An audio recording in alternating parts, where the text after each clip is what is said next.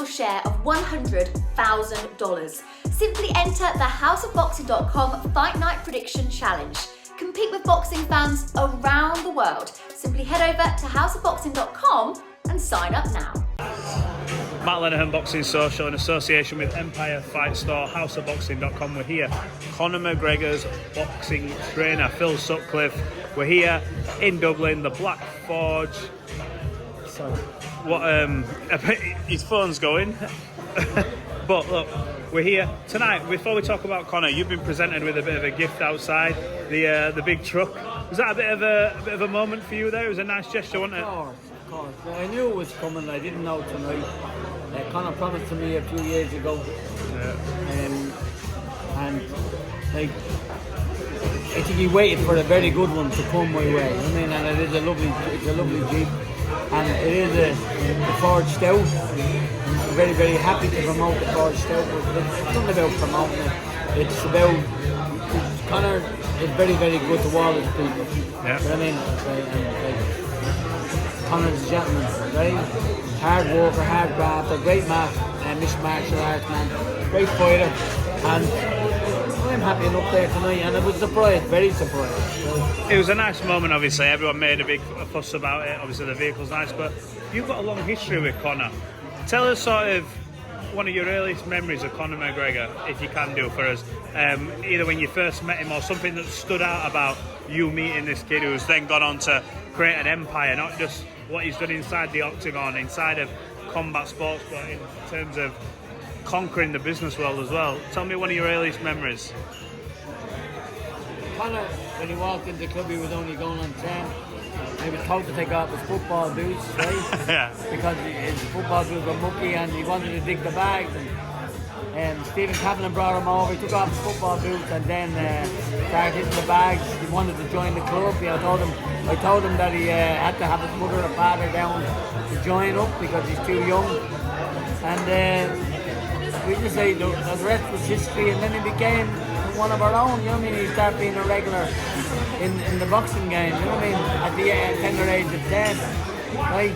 And he's part of the Cumberland family. He's always been part of the Cumberland family. Right, and he's never forgot the Cumberland family. You know what I mean? Yeah. Like he was there till he was nearly 17. I know he went to mixed martial arts when he was 14, 15, and he got mixed up with that. I was a bit crazy with that because I wanted to concentrate on boxing, right? But then look, if he did, look where he's got now today. You know what I mean? Superstar status. You know what I mean? Like, we're happy enough to like every day is a different day. I'm so happy for Conor, and I hope he makes. He's already made it, but yeah. He's only starting, and you know what I mean? Yeah. And everything else going forward, right? He looks after the community. He looks after not only the community, the Irish people and certain different individuals that he never gets praise for. But he doesn't want praise for it. Like, he just does not want praise for it, right? But it is a tap in the back because all the begrudges, I say, ethical begrudges, right? Behind the scenes, Conor's one of the best kids that ever come out, given the Cumberland or Ireland. You know what I mean? One thing about Conor, he's never forgot where he came from, and this is very much a testament to this place here, like I said, the Black Forge, where it is in Crumlin, a place where he grew up, where he made his name.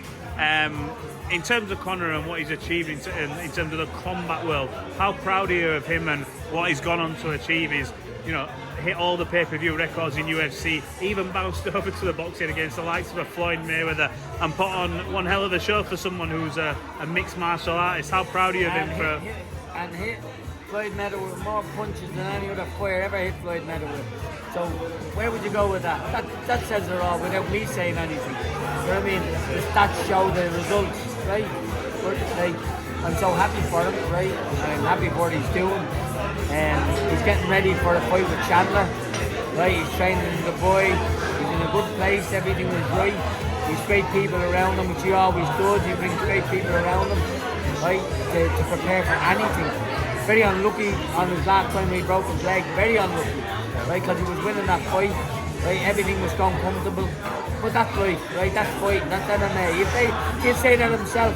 That's the way it works. You know, sometimes you win, sometimes you lose. But he put all the boxes in place for it to make it happen, and that is, you need a little bit element of luck, right? The next time now, please God, right? If it happens again, right after Chandler, we don't know. Like, Conor's ready to fight anytime he's prepared correctly, right? And I'm happy with that. In terms of Conor and like his achievements, obviously he's been champ. What would you like to see him do now, from a personal point of view? He's achieved probably everything he'd set out to do, but he's still got that dog in him. He's still got that fighting spirit, that passion in him that wants to carry on. Even though he's made hundreds of millions, he still wants to get him back in the octagon and fight. What would you like to see him do personally? What's there for him to achieve? I would like him to do where his heart takes him to take it. I mean, where his heart takes him to take it. Because when his heart takes him to take him, right, in the sense that he still wants to fight, and he still wants to put the work in, and he still wants to give the dedication in, right? That's his heart. That's his fighting spirit. And that's what makes Conor great. You know, his fighting spirit, right? Even sometimes when he wasn't fit taking some of them fights, his fighting spirit brought him on, right? Because he wants to be a winner. He is a winner. Look to Jesus Christ, he's a winner. Everything he touches turns to gold, right? Yeah. Right? So he still has that fighting instinct. He still has that will to go that extra mile, no matter how hard it is, right? That's him, that's Conor, right? And like, when he doesn't feel like that, Conor will know himself. Without us telling him, Conor will know himself. We often see these athletes that transcend certain sports. Obviously, you look at boxing, you talk about a Muhammad Ali. You know, when you talk about a Conor McGregor, he's a name that's etched in history of combat sport. In terms of his legacy and everything that he's, you know, stamped in that history book now, what's been the best sort of memory for you in terms of what he's done? What was that moment where you went, you know what, that was it, that was it for me, that was the moment? Was it the Aldo win? Was it the Chad Mendes win? What was that one moment for you where you went, you know what, kid, you've done it? You see, because you've seen a lot through the years. See, he knows he hasn't done what he wants to do. This is what I'm saying to you. He knows he hasn't done what he wants to do. Even all them fights you're speaking about, he still wants something better. And that's what keeps Conor great. You understand what I'm saying? Yeah. He still wants what makes him great. That want to make him that. He's already a true champion. He's already a true businessman.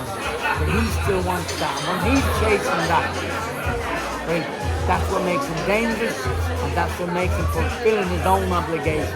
When he stops fulfilling his own obligations, then he'll chat, and then he'll talk, right? But when he stops doing that, because he'll want, right, and I hope that's the last thing that leaves him, that little element of competition to being the best. Yeah. But he will know that himself, right, and we'll ask the right people when it comes to that. But Conor will be great, right? He will be great in the things he puts his mind to, and the things he stays safe in, and there's programs there. He's not silly. He knows he has to do A, B, and C to beat this fella, to beat that fella, to beat this fella. And when he starts doubting that, he'll know that himself. Well, look, as someone who's seen Conor from, like you said, the age of 10 all the way to where he is now, it's been a pleasure catching up. Ideally, next time I'm in here, I won't have been told to leave my camera at the hotel and we can do a proper interview. But look, I appreciate you talking to Boxing Social. We'll definitely come back here again, and thanks for sharing your insight on Conor, his achievements, and thanks for giving your time at Boxing Social. I appreciate it. On the ball. Thank you very much.